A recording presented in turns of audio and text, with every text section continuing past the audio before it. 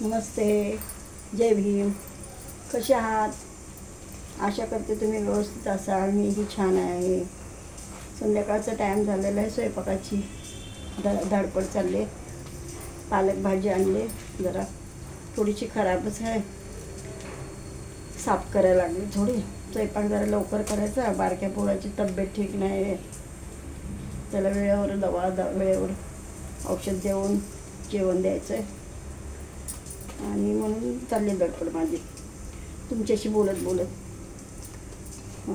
तात्पर्य म्हणजे कसं बघा, पालकच्या भाजीमध्ये किती घाल. बरं, 25 रुपये पेंडे पनवेल साईडला. मी पनवेलवरनं बोलते. खूप भाज्या महाग झाल्या. गरमी किती सुटली, खूप गरमी. किती गरमी आहे, नको नको केल्या गरमीने. मला तर होतच नाही, आणि तरी पण करावं लागतं. आता हे डाळ पालक करायला लागले. कालच वरण केलं, परवा दिवशी चिकन वगैरे होतं, आणि आता पालक जरा करते. माझा व्हिडिओ बघत असाल, रील्स बघता का तुम्ही? रील्सला लाईक करा, सबस्क्राईब करा, मला सपोर्ट करा,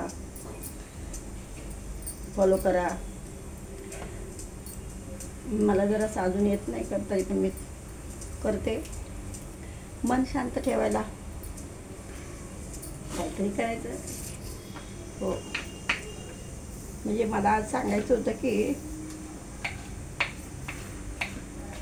आज हे बुद्धगया, बिहारमधले बुद्धगयासाठी, त्यासाठी थोडं 2 शब्द बोलायचे होते मला.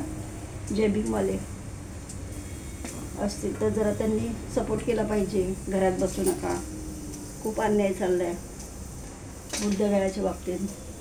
मी गयाला जाऊन आले, झाले 2 वर्ष, 2-3 वर्ष झालं गयाला जाऊन आले. बुद्धगयाच्या भंतीजींना पोलिसांनी नेलं ओढत ओढत.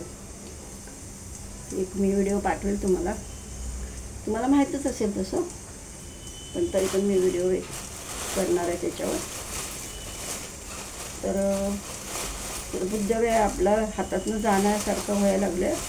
ब्राह्मणांनी केलं तर आपण जरा भरते बुद्धगया सगळ्यांनी 1 एप्रिल ते बुद्ध पौर्णिमापर्यंत बुद्धगया पोचायचं आहे आपल्याला सगळ्यांना.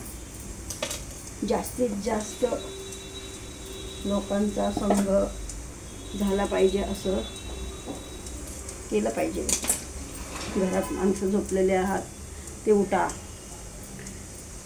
आपल्या मोठं विहार बुद्धगया, ते आपल्यासाठी वाचवण्याचा प्रयत्न आपण करूया. दुसऱ्यांच्या हातात द्यायची काही गरज आहे का आपली? किती वर्षापासून ते आपलं आहे, आणि ब्राह्मणांनी असा कायदा आता काढला. केलं पाहिजे. आता आमच्यासारख्याने जर बाहेर पडलं तर तुम्ही बोलाल की यांना काय गरज आहे. पण आज जवान तरुण पिढी आहेत, जे भीमवाले म्हणा, इतर लोक पण आपल्या बुद्धांना मानतात, आंबेडकरांना मानतात. त्यांच्यामुळं तर आपण एवढे मोठे झालो. आरक्षण सगळ्यांना भेटलेलं आहे. आंबेडकरांनी आरक्षण सगळ्यांना दिले. डॉक्टर बाबासाहेब आंबेडकरांचं तर आपल्यावर खूप मोठं फेडणार नाही इतके उपकार आहेत. काय कधीच आंबेडकरांसारखे कोणच होणार नाही. डॉक्टर बाबासाहेब आंबेडकर तर आपल्या देवताच्या वर आहे. आपल्याला त्यांनी इतकं दिलं आहे की भरभरून दिलं आहे, पण त्याचं आपण सोनं केलं पाहिजे. म्हणून सर्वांनी जागर राहा, सगळ्यांनी उठा आणि आपल्या धर्माचा प्रचार करा. बुद्धगया वाचवा. विहार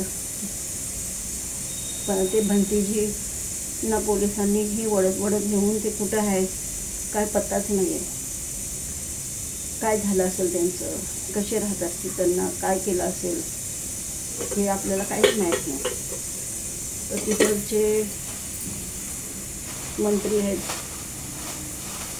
पोलीस अधिकारी आहेत, तर त्यांच्याविषयी मी तर काय बोलू शकत नाही आहे. तर मीडिया बोलते, आपण एवढं मोठं नाही आहे मीडियापेक्षा बोलायला, पण मी साधं आपले सांगते की मी आज बघितलं व्हिडिओ, खूप वाईट वाटलं मला पण ते बघून. म्हणून मी ते बोलते की बुद्धगयासाठी आपण काहीतरी केलं पाहिजे. काय करावं, काय केलं पाहिजे आपण. आजकालची नवीन पिढीने जरा विचार केला पाहिजे आणि त्यांनी हातभार लावला पाहिजे. बघा, नवीन पिढीनं आपल्या गौतम बुद्धांच्या अस्थिला आपण जागं राहिलं पाहिजे, त्यांना वाचवलं पाहिजे. आजपर्यंत आपल्याला त्यांनी धम्म दिला आणि तो धम्म आपल्या आंबेडकरांनी, डॉक्टर बाबासाहेब आंबेडकरांनी आपल्याला दिला. त्यांच्यामुळे आपल्याला किती फायदा झालेला आहे. आज आपण कुठे होतो आणि आता कुठे आहोत. जुन्या पिढीला विचारा की आता मला तरी काही माहीत नाही, पण माझे आजोबा पंजोबा यांनी आम्हाला सांगितलेलं आहे, आई वडिलांनी सांगितलेलं आहे, तसं आम्ही मुलांना सांगतो. म्हणून आता तर खूपच आंबेडकरांशी आपण एकत्र आलेलो आहे. अजूनही एकत्र येण्यासारखं काहीतरी मुलांनी केलं पाहिजे बुद्धगयांसाठी. बिहारचा विहार बुद्धगया खूप मोठं आहे आणि ते आपलं वाचवलं पाहिजे. अशा कुत्र्या मांजरांच्या हातात देऊन चांगलं नाही. हीच विनंती आहे. जय भीम, जय बुद्ध, जय श्रीराम. ठीक आहे, ओके, बाय. पण जर माझा हे विचार तुम्हाला पटला असेल तर लाईक करा, शेअर करा, सबस्क्राईब